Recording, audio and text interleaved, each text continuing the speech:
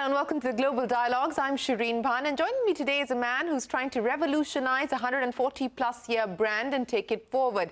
Vincent Warnery, the CEO of Beiersdorf, joins us in India. For those of you who are watching this program, Beiersdorf in India is most commonly associated with the brand Nivea, a brand that has made its presence felt in India for generations. Vincent, many thanks for joining us here on the Global Dialogue. Appreciate your time. Let me start by asking you about your view and outlook on India. As I pointed out, for India, Beiersdorf essentially means Nivea. When can it mean more going forward? You know, it means Nivea since 1913. It was the first time when, we had a Nivea product which was sold in India. And since then, we have been building year after year a very strong presence in India. Nivea is the most trusted skincare brand for the fourth year and consecutive year. So really happy with the development of Nivea, but a lot to do. We are present in many product categories, but we are not present in the most important product category, which is face care, which is 60% of the total skincare market. And this is why I'm very happy to come today to India, because we are launching right now our first, Nivea face, products, specially designed for India, called Luminous, and I'm expecting a lot from this product. Well, that's great to hear on the Luminous launch, but if you can give us a little bit more color on what this new launch will specifically mean as far as you're concerned. What does it do for you in the India market? What are you hoping to do? Because it's a fairly competitive space, Vincent. What will be the key differentiator that will drive you here in India? It's very interesting to see that globally, you have 29% of the people who have an issue linked with hyperpigmentation, 29%. In India, it's 37%. And we are coming with an ingredient which is called thiamidol that we launched in the globe, in the world in 2018, which is the best anti-spot ingredient in the world. We have been testing this ingredient over and over in all countries, and it's the most successful ever launch of Beiersdorf with Nivea. And we've been working in the last 2-3 years to develop a specific offer for India, using the same concentration that we have in the rest of the world in terms of efficacy, but having, a packaging, having a product which is affordable, because Nivea is affordable. Nivea is a value for money brand, and we didn't want to make the mistake that others have done to come at the price which was too high. So we have a very good price. It's 500 rupees, and you can find the product online, offline. And this is our first real entry into the face care market. So we're expecting a lot from the launch now with Nivea. We're also using the same ingredient, but with a different formula, different concentration for Eucerin, which is our Derma brand that we're introducing this week, in the DermaCon in India. So we have a lot of hope, linked to this hyperpigmentation consumer expectation, which is developing across the world and particularly in India. You talked about your strategy for the face care market here in India, but what are the trends that you're picking up on specifically as far as the Indian consumer is concerned? And I want to link this to your outlook on China. I remember you said that if you can succeed in China, you can succeed anywhere globally. So how different is India as a market for you, and what do you eventually expect to do here in India? I mean, that what is very interesting when you look at Indian consumers, they move, from a market of cold cream, face care cream, to a much more sophisticated offer. We're talking about serums, we're talking about ingredients, we're talking about efficacy, and we are surfing on this wave. We're coming with the know-how of Beiersdorf, which is ingredients. Everything is based on ingredients, so thiamidol, also soon epicellin and anti-age, and we're developing formula which are delivering a true efficacy. And you're right to mention China. China also is obviously a very important market for this hyperpigmentation area, and we were lucky enough in November to get the first ever anti-hyperpigmentation ingredient validated by the regulatory authorities. So this is the first ever.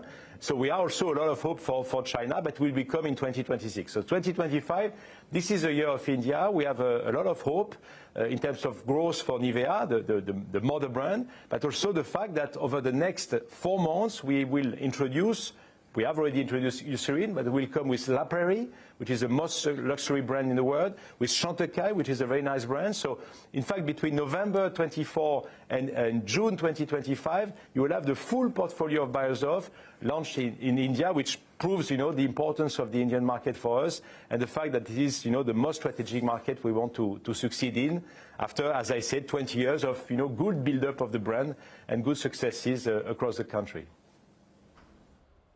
Well, that's quite a statement, Vincent, you made there, that 2025 is going to be the year of India as far as Beiersdorf is concerned. So again, give us more details on the strategy specifically that you intend to follow. You said that it will be both online and offline across different price points with different brands addressing those different price points. So what could that mean in terms of sales growth for you? But today, India is already one of the top 10 countries for Beiersdorf. And we have only 2 brands. We have, of course, Nivea. We have also Hansaplast. So we are missing the 3 other big brands, which is the one we are launching in India right now. So obviously, we are in the top 10 today. I'm expecting India to be in the top 5 pretty quickly. We have a fantastic ecosystem. We have an R&D center in India. We have a factory in India. So that's one of the only countries where we have the full, spectrum of activities. We have an extremely good team, with a strong leader.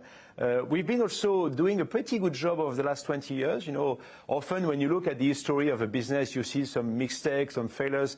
It's not the case for India. It was really a marathon. We've been growing every year. And now I think the fact that we are able to come with this new ingredient, and this is the first time we're coming with such a new ingredient with an offer which is designed for Indian consumers, is making us very optimistic because it's surfing on the wave of, sophistication of the market. It is clearly a big priority off and online. Online, we've been doubling the business since last year, and we have a fantastic, partnership with Nika, with a lot of e-commerce players. It's also about digitalization. We talk about influencer marketing. We are no longer doing the classical TV that we used to do in the past when I was myself in marketing. We are using influencers. We are using, digital media to talk to our audience. So I think all the things happening, in India, and particularly the fact that there is, this increase of the middle class, who wants to take care of their beauty, want to take care of their skin, is something which is a fantastic accelerator for us. I think we have never felt so ready for India that in 2025, and this is why we have this extreme dynamism in launching 3 brands, in 6 months. Right, so, the full suite of your products soon to be launched here in India. But Vincent, you were talking about digitalization and how that is now going to be driving growth for you. What about here in India specifically? You talked about your partnership with Nika, for instance. Give me the levers, the growth drivers for Beiersdorf here in India that you intend to focus on.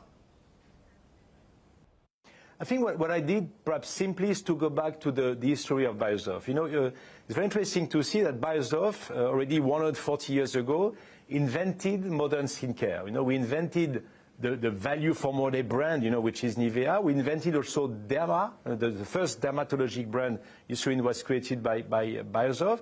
And then over the years, we lost a little bit this edge. We lost a little bit this focus. We were a bit too distracted by other product categories. So the first thing I've done is to say it's great to have a lot of product categories, but there is nothing more important than skincare.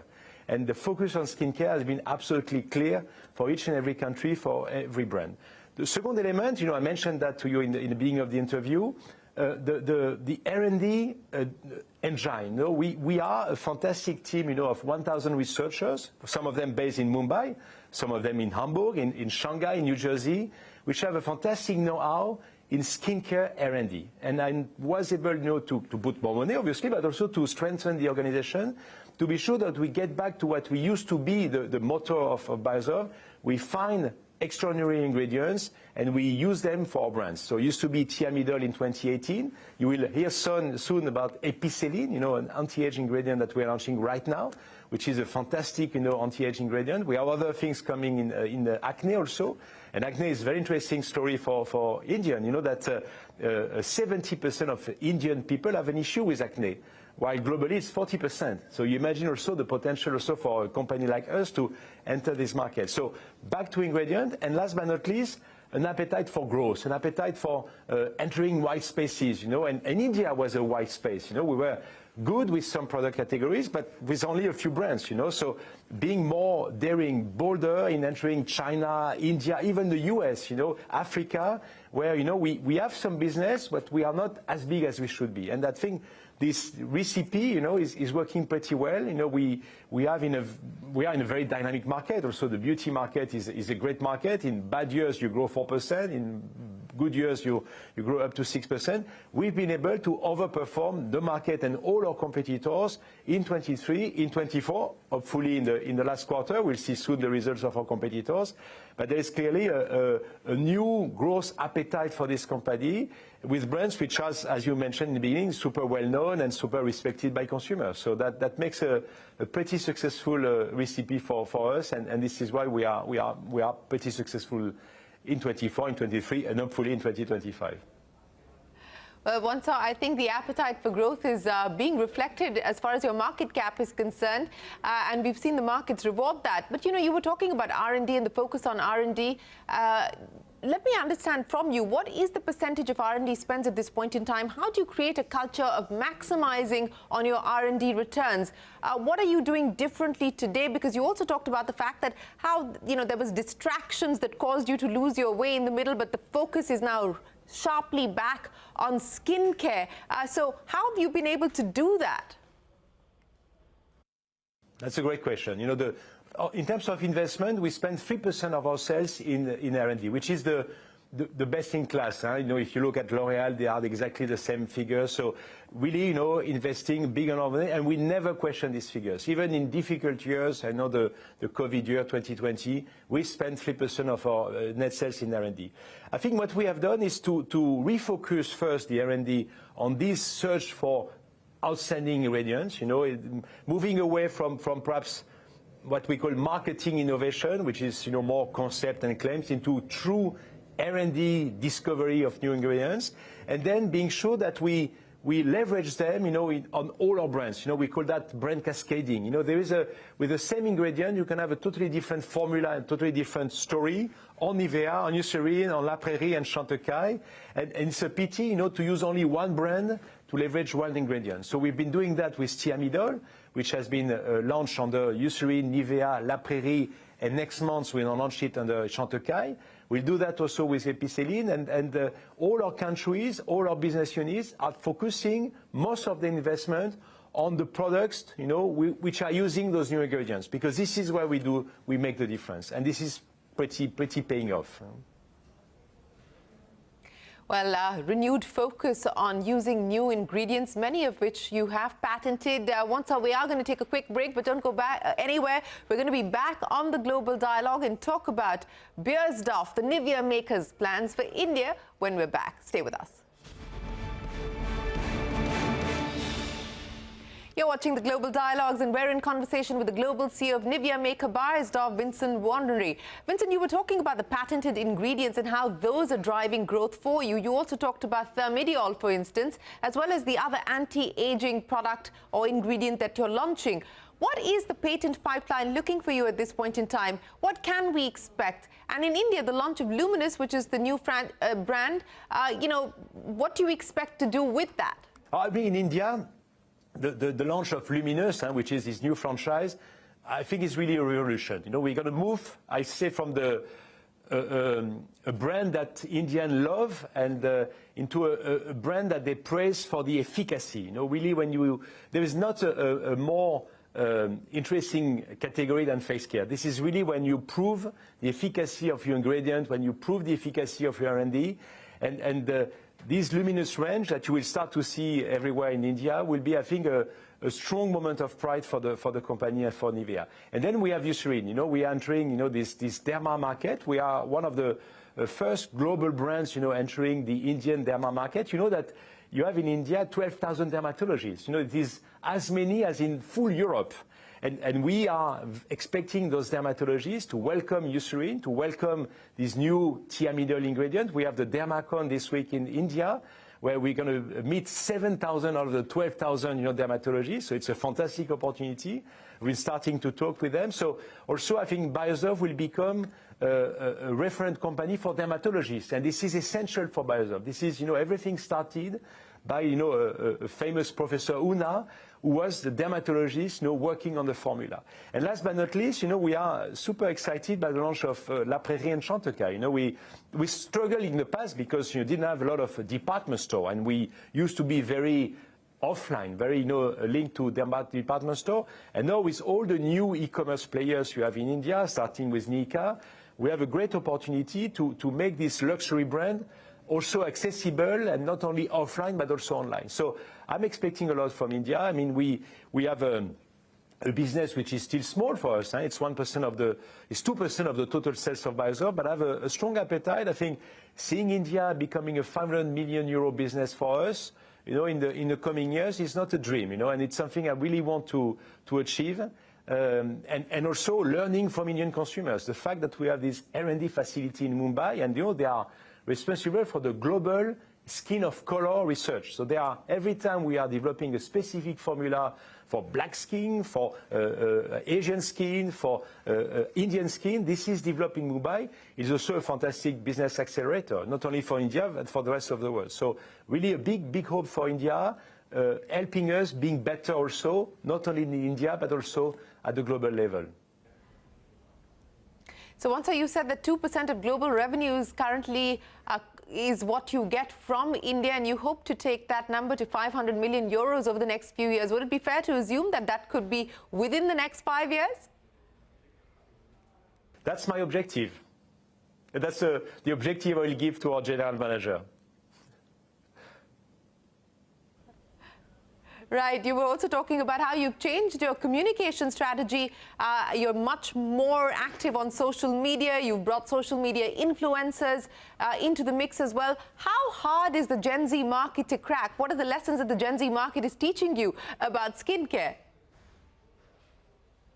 They are super demanding, and they know what they're talking about. This is very interesting to see the expertise of consumers, and particularly this generation, regarding ingredients, regarding what salicylic acid is doing, what retinol is doing, what are the pros and cons. So you cannot bullshit them. You have to tell them the truth. You have to be true to your claims. You cannot claim things that you are not delivering.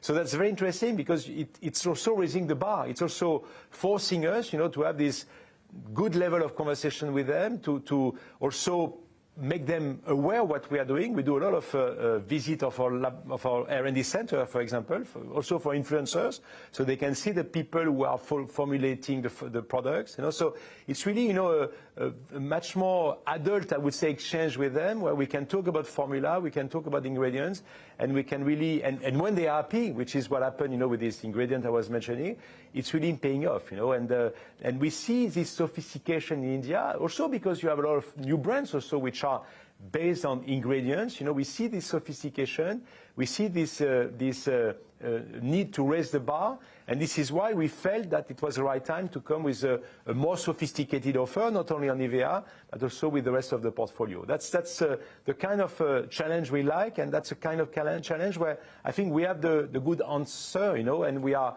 able to convince them. Right. I want to ask you a quick question as far as the global macros are concerned. Today we're seeing trade wars escalate and de-escalate overnight. As a CEO running a global corporation, how do you brace yourself for the kind of uncertainty and volatility that we are seeing? It's my daily life, and might be a speech of the new president of the United States, which is suddenly asking us, to increase a little bit, the production out of Mexico before there are some tax increase. It's about also making some decision, when you have a country at war with another one, Russia, Ukraine, for example. I think we try to stay true to the history of this company. We try to be also loyal to consumers, to ensure that our consumers and the loyal consumers who've been buying the brand, since decades, can find their product, So it's we are lucky enough to be in a market which is pretty resilient, even in COVID years. We declined, but not as much as other markets. People want to take care of their skin. People want to enjoy also the pleasure of a new texture, of a brand, and this is what has been the motto of Beiersdorf since 140 years, and we stay true to that. So, okay, new wars will come, new problems will come. We try to stay, focused on our consumers and bringing them what is perhaps making their life a little bit better. We are not changing lives, but we are trying to make the life of our people, of our consumers, well, speaking of white better. spaces, what about men? Today, a lot more aware, a lot more experimental. How about that white space? How much do you intend to build out the face care market for men?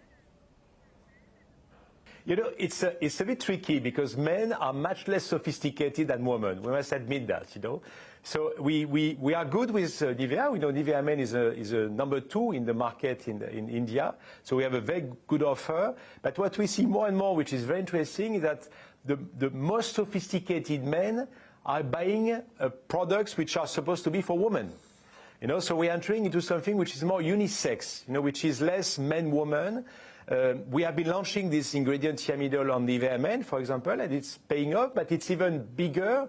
The share of men is even bigger on the core franchise Luminous that we are launching in India. So coming with a new offer, which is more sophisticated, which is also simple. We have to be also down to earth in the concept, in the way we sell the product. We have to use also influencers, and that's something which is interesting. You see also a lot of male influencers. You were mentioning China, for example, in China, in Korea. So it's a new way of talking to them. It's a new sophistication, and I think it's also a big business opportunity because obviously the penetration of skincare in the men population is much lower, much smaller than the population, the number of women we're able to target with our product. Well, let me end then by asking you once about the top 5 trends that will decide or define your strategy, not just for 2025, but in the slightly more medium to long term as well. I mean, we have a motto which I love, which is we want to be the best skincare company in the world. So in the word best, you have everything. It's about obviously being the best in terms of growth, in terms of success, but it's also being the best in terms of innovation. And it's also, which is for me extremely important, be the best in terms of people management. We have a very interesting culture in this company, caring culture. We call that win with care, where we take care of the people. We are developing people. We are not doing social plans, for example. That's something we're doing. We always try, to take care of our people and be sure that they feel happy in the company, that they feel they have the chance to develop, to grow. And that's something which is very important. So if at the end of my mandate as a CEO, which will be end of 2030, I've been able really to make of Beiersdorf the best skincare company in the world, respecting all these elements, I would be pretty proud. Well, Vincent, it's been an absolute pleasure speaking with you. We wish you the very best of luck with your launch plans in India as well as your sales target, and we look forward to seeing much more of you. Thank you so much for your time. It was really great meeting you. Well, thanks very much indeed. And with that, it is time for us to wrap up this edition of the CNBC-TV18 Global Dialogues as we chat with the global CEO of Beiersdorf with the ambition of becoming the top skincare company in the world. We will take a break here on CNBC-TV18. The news continues. Don't go anywhere.